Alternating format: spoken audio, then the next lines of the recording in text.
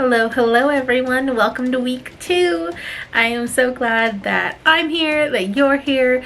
I have put off making this video until basically the very last moment because I didn't want to keep up with my goals this year, but we're moving past that. We're going to keep moving forward with our goals. We've got our vision board above my computer, so I see it every day, so I'm reminded to make that content. Before next week's post goes up, I will be celebrating my 4th anniversary in burlesque, and I thought that to celebrate, we'd kind of look back and I'd show you photos from when I very first started. I put together this fun little collage of photos.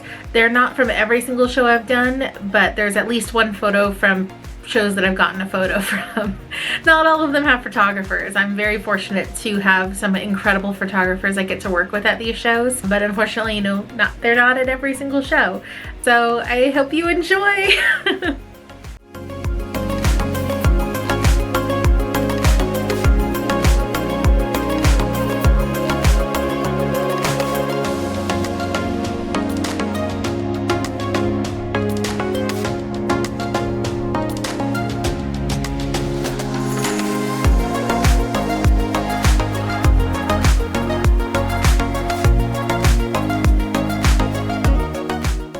So my burlesque journey started in 2021.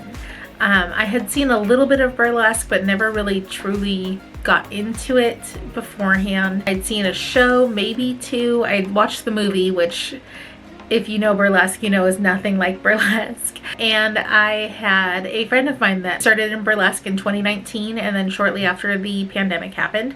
So they were on a hiatus until a mutual friend of ours started broadcasting shows to YouTube from their closed clothing store in the evenings. I saw a little bit of it and was intrigued because I've been sitting at home for a year waiting for something fun to do. I was having fun making TikToks with my friend in my craft room and playing Animal Crossing, and that was about my pandemic. I was able to work. I worked for the colleges, and so I was able to still make that happen, but my creative outlets had all kind of gone away. I don't remember where I left off. So I joined some different groups on social media to find where people were producing shows, and I found out in Portland they had basically almost shut down every other road to allow bars and restaurants to move to outdoor seating to space everybody out appropriately to help slow the spread of COVID-19. And one bar in particular was allowing performances to happen. I got to be a part of this, so I will tell you how it was set up. We had kind of the audience on one side, all outdoors under a tent. And mind you, this was in February that I performed at this show. It was so cold outside. It was my Roxy act, which is basically just like a corset and fans. There's no full dress I'd come out of for that one or anything like that. So that was freezing. So it was kind of like everybody was off to this side with the heaters. In the middle there were heaters on each side to keep the performers kind of warm, and then the performers were on this side of the area.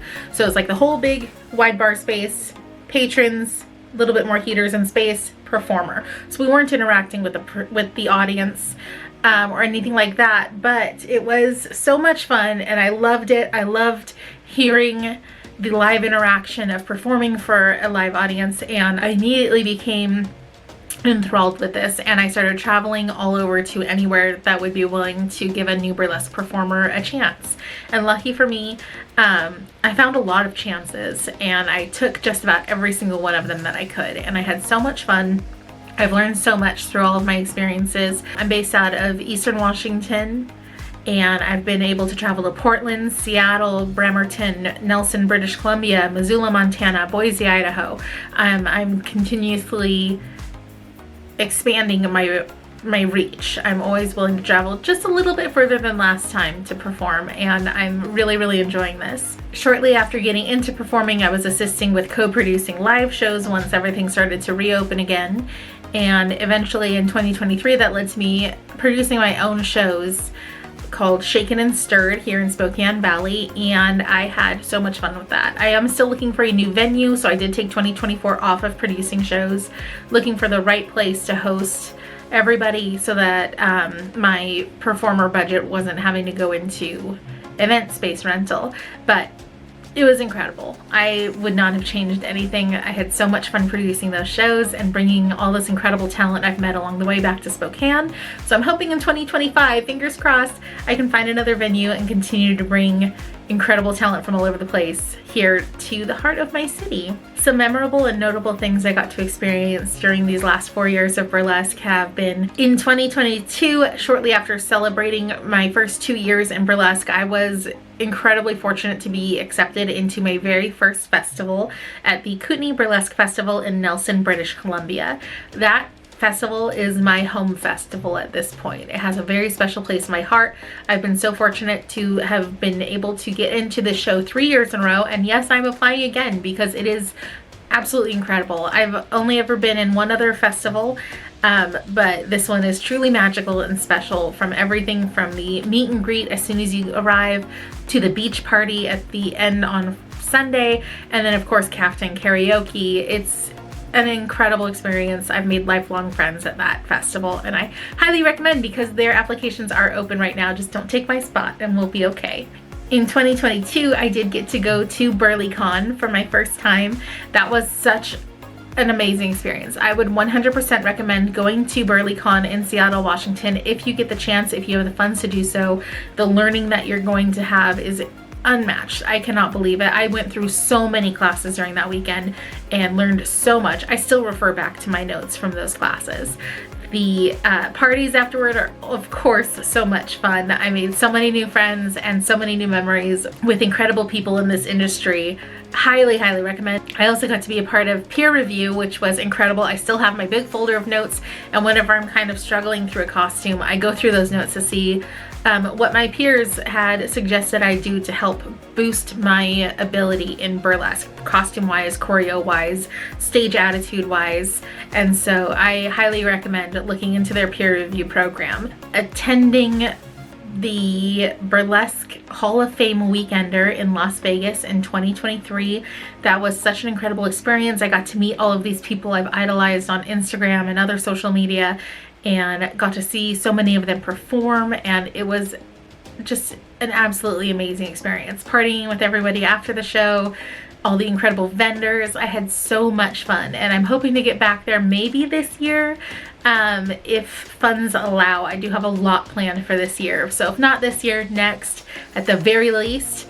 My friend is going to tease me a little bit about this, but at the very least, I will get back to Dewberry's this year. It's an incredible little jewelry store in Vegas that we got to visit when we went and saw the Burlesque Museum, which was an incredible experience on its own. Definitely go support the museum, check out their website.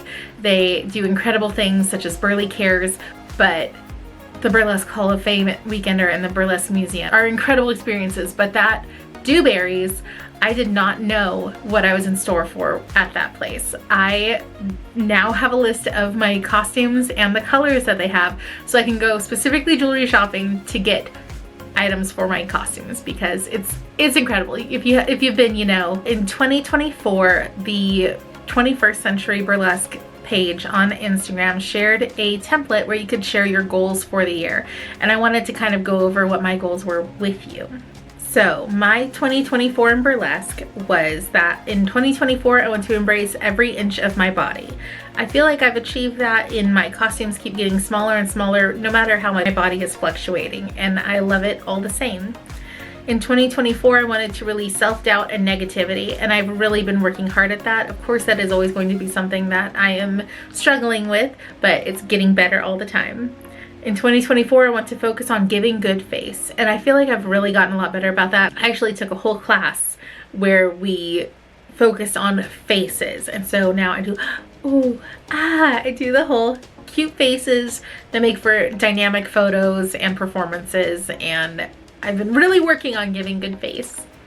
In 2024, I wanted to attend, visit, or perform in Vancouver, British Columbia. Now, I did get into a show in Vancouver, British Columbia, but unfortunately that show had canceled, and so I'm still working on that one. It will happen in 2025. I have no other way of saying it. It's going to happen. Why? Because I want to. Because it's within driving distance, and they have an incredible burlesque community up there I want to come check out. Also in 2024, zoom out.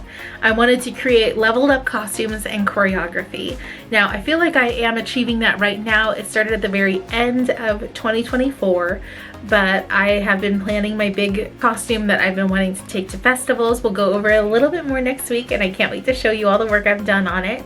I feel like I've been working really hard on leveling up my choreo. I'm always taking new classes because you can never finish learning in this industry. There's always something you can learn. There's always something you can grow in. You will never know everything. That's true for most areas, but I will never stop taking classes no matter what level I achieve someday, or if I even get any bigger than I am right now, you know, and I'm okay with that. I'm gonna keep taking those classes and learning as much as I can about this craft and its history and all the incredible people that are part of it. So I am leveling that up, and I will continue to hold that through 2025 as a goal I want to achieve. And also my goal for 2025 is this channel and sharing all of the crazy things I get into with it. I hope to get better at being on camera. I hope to get better about recording content, because what I do is really cool. I get involved in a lot of really cool things that I want to share with you guys, and sometimes it's hard to remember that this isn't just day-to-day for everybody. So yeah, that's my 4 years in burlesque, and I've met so many incredible people along the way, both on the production side, the performer side, at festivals, traveling on the road, and I wouldn't change any of it.